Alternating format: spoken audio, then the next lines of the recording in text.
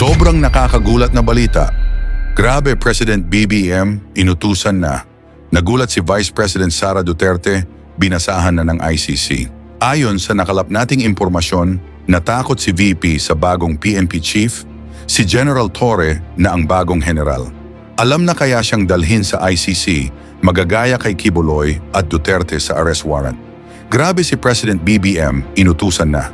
Nagulat si Vice President Sara Duterte, binasahan na ng ICC. Tara panoorin natin. Secretary, good afternoon. Maaari bang humingi kami ng detalye bakit po si General Torre na 2-star general ang napili ng Pangulo bilang susunod na hepe ng PNP? Wala akong may bigay na detalye dyan. Ano? You know, the appointment of elements of the officers of the PNP, there has to be kept confidential. Okay? We should respect that confidentiality. But it's the President's discretion, which I consider to be absolute because he is actually the, well, you cannot consider that Commander-in-Chief kasi civilian yan, no? Pero more or less, ganun. No one can question the use of that discretion, call it inscrutable. But right now, the considerations that weighed in the choice of General Torre should be respected. Kasi he oversaw many high-profile operations, including yung kay Pastor Kibuloy and then recently yung kay yung pag-aresto kay former President Duterte. May kinalaman po kaya yung naging handling niya ng mga ganong operations sa naging choice ng Pangulo? Hindi ko masasabi yan dahil alam mo si Presidente always demands performance. Kahit na ano yung pinagawa sa'yo, you must have, you must exhibit some high degree level of performance. So maybe that is one. I'm not going to discount that. But there may be other qualities of General Torre that he might have considered in comparison to the qualities of those others who were not given this responsibility.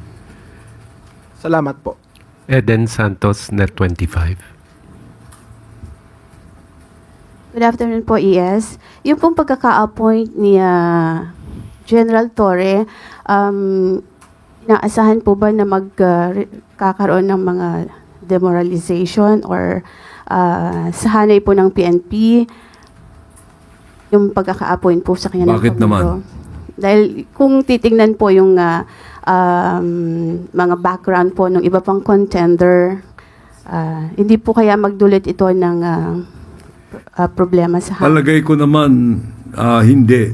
Dahil professional yung mga hanay ng kapulisan. No? They're all very great professionals. They're very decorated individuals.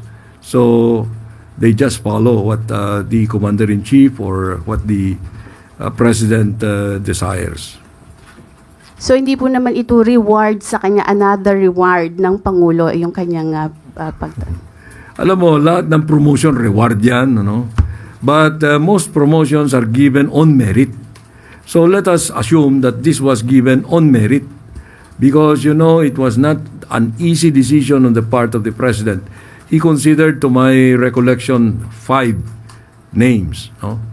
And you must probably have an idea of who those 5 were. But as of this time, the decision was already made and it favored Police Major General Torre.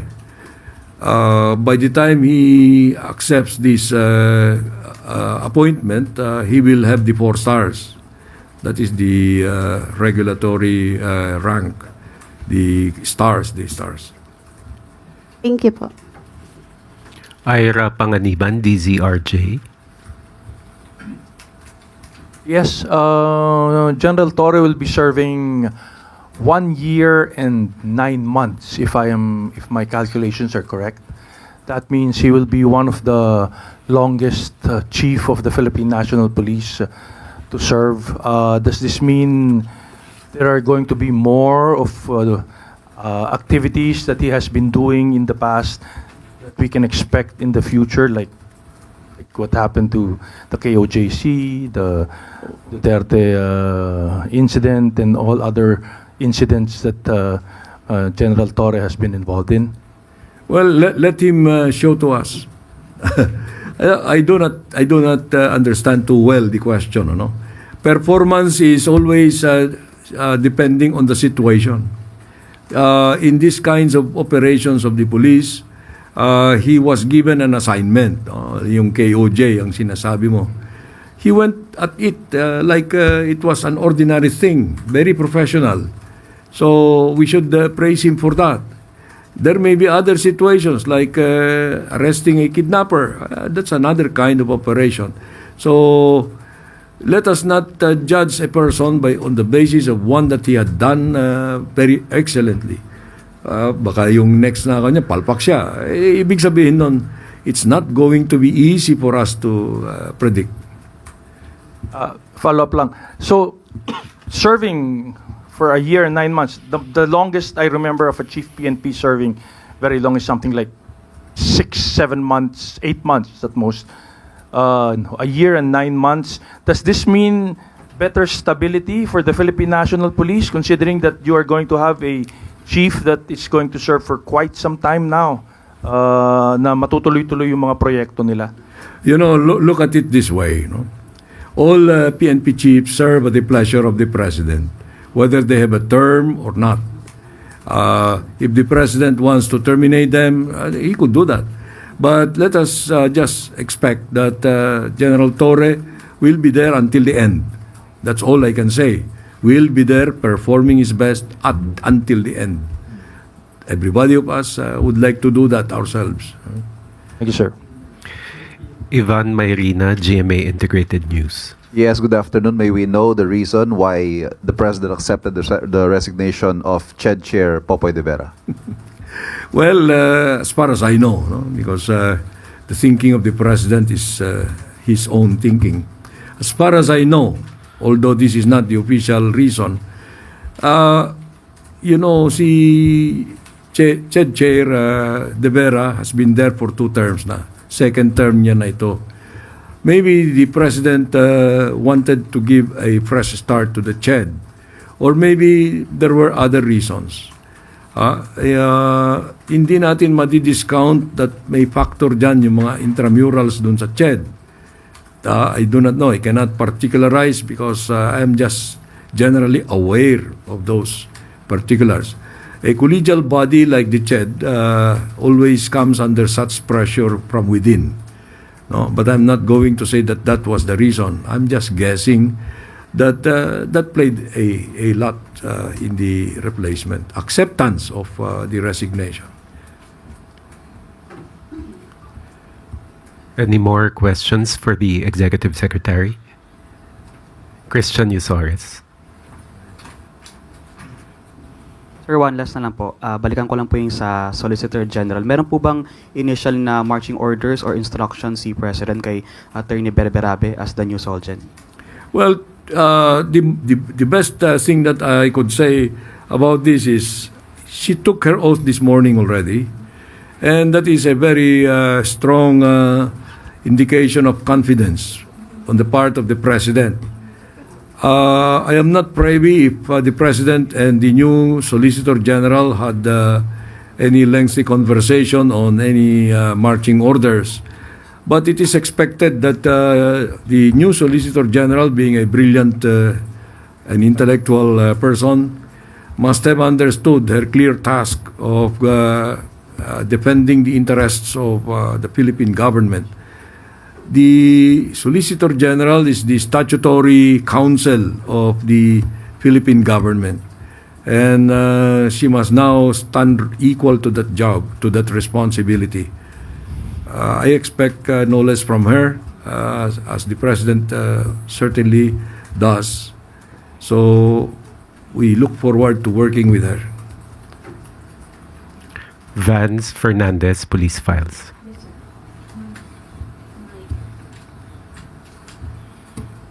Sir, I'm eager to know who provoked the President na magkaroon ng ganitong courtesy resignation. Yung provoke, yung Yes. results of the election. Sinong nag-ano? Wala. The president is a very spontaneous person.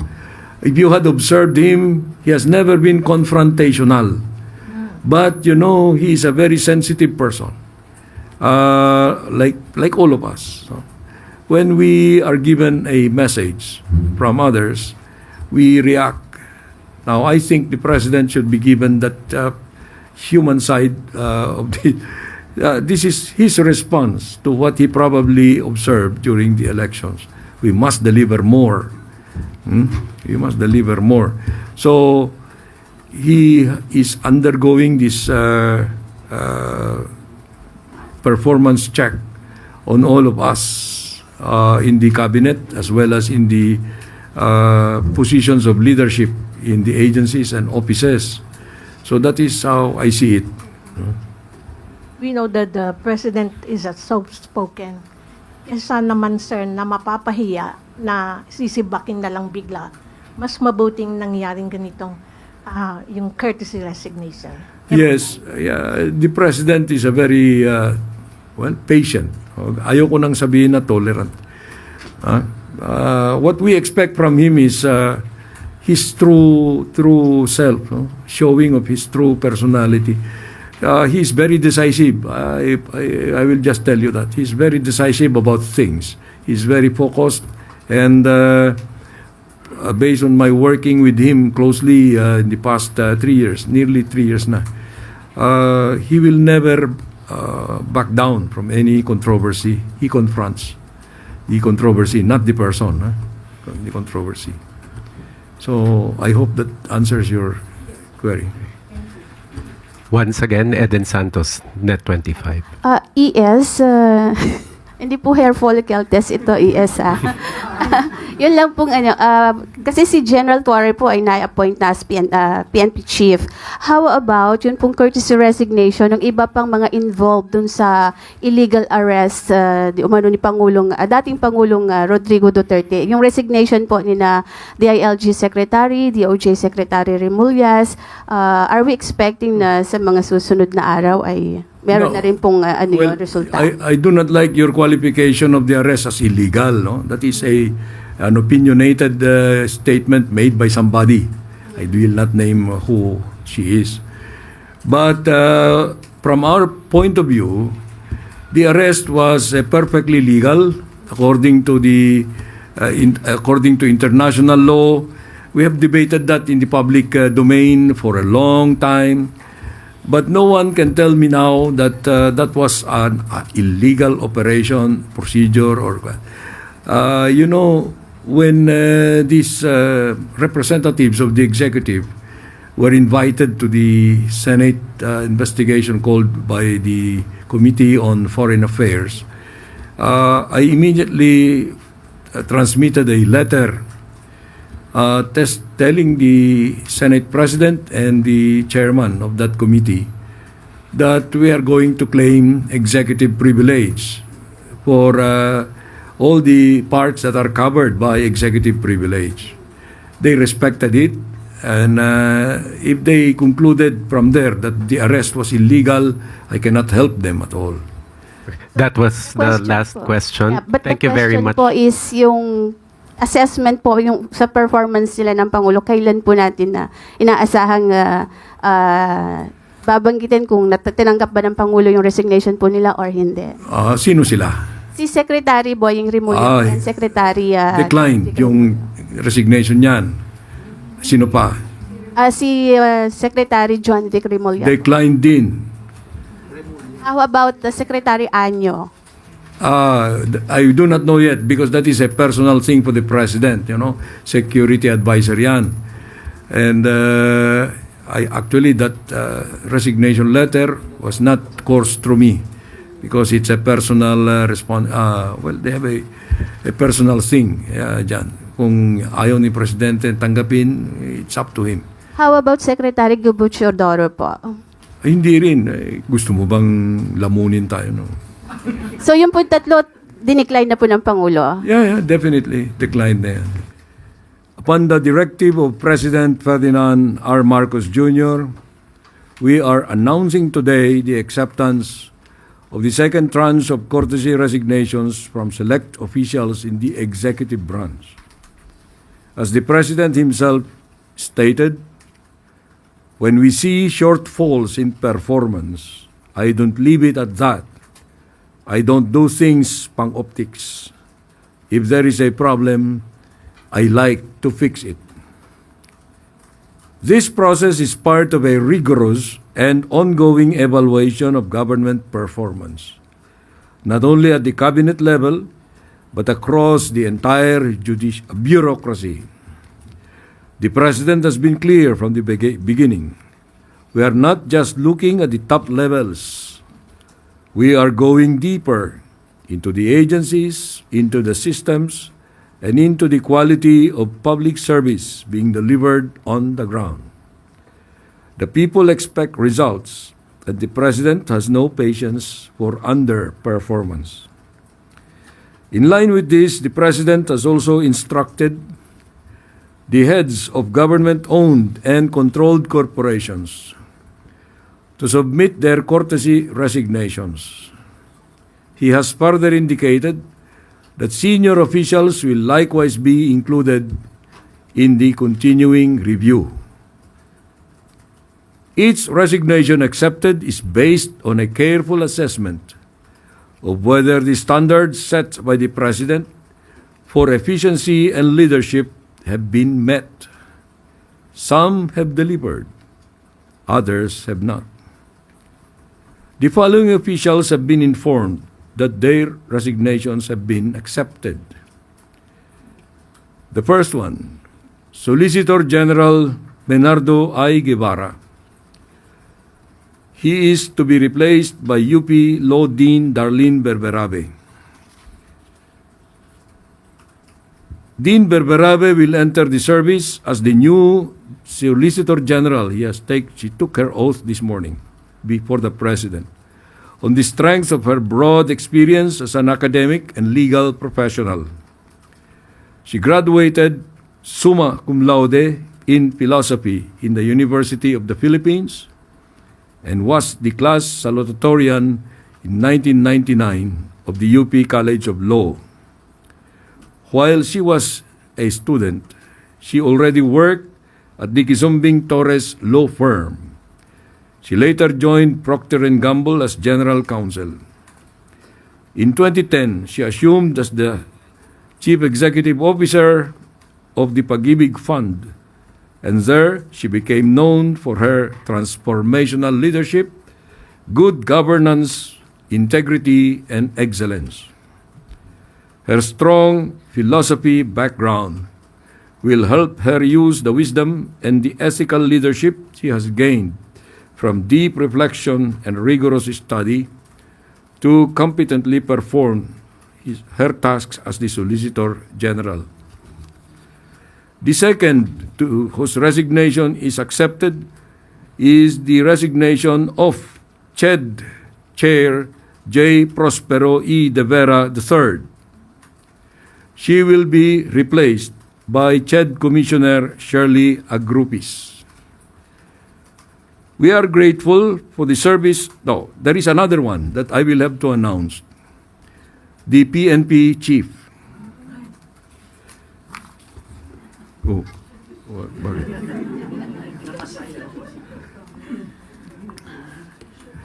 The incoming PNP Chief is Police Major General Nicolas D. Torre III. The turnover of command will happen June 2nd.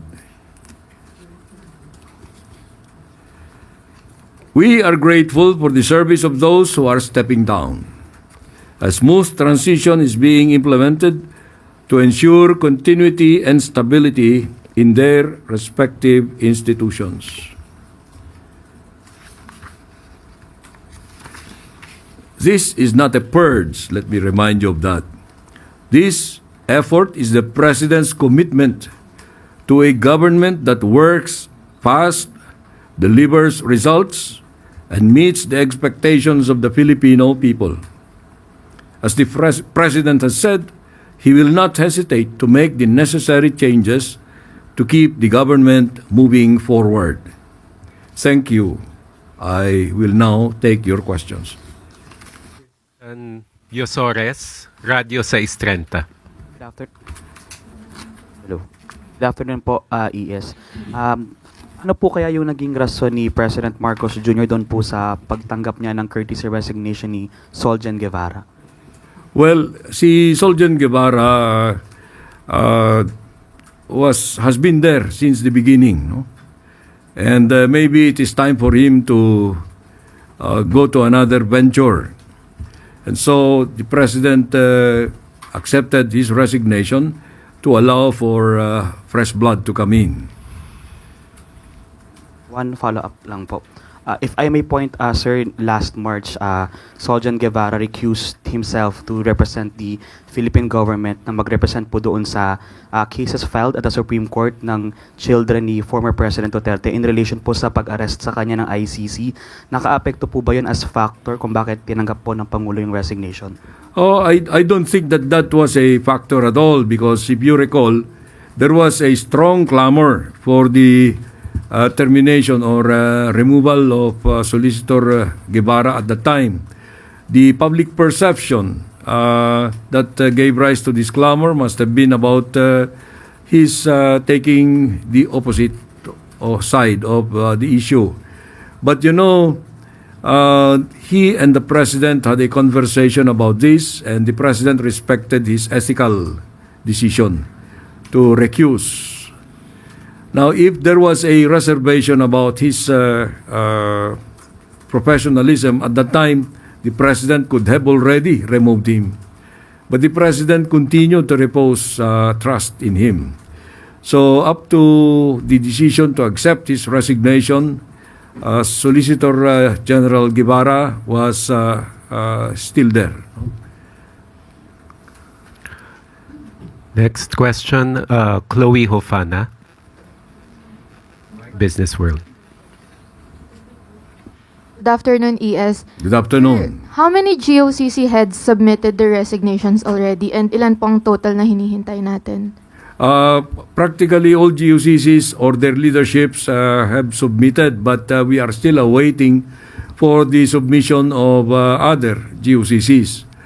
The GCG actually is on top of this situation. It has issued a memorandum. And although that memorandum said that the GOCC resignation should come through us, we will make it clear to the GCG that only the heads of the agencies, the resignation of the heads of agencies should be reviewed by us. And the GOCCs are anyway under an annual term basis. And it is about this time, June, that the GCG reviews the performance of the respective boards of the GOCCs. I cannot give you the exact number now because it increases every day. Sir, follow-up question. How would the resignations impact their operations? Well, there is no appreciable impact at all, negative at that, because all these people who offer their courtesy resignations are expected to continue performing their functions, discharging their duties until their replacements have been appointed. And that is expected of all public servants. No one abandons. Because that is part of the obligation of a public servant. And last question from me, sir. Could this signal potential policy shifts or realignment in state-run corporations that might affect private sector partnerships or public-private joint ventures? No, not at all. The stability of policies will continue. The policy directions have been issued to these offices by the President and the governing or the supervising cabinet secretaries. So there is a clear path for all of them to see, to follow, and to traverse. Ngayon, ikaw bilang Pilipino, ano ang masasabi mo at reaksyon sa balitang ito? Mag-iwan ka ng komento sa ibaba. at atin pong babasahin isa-isa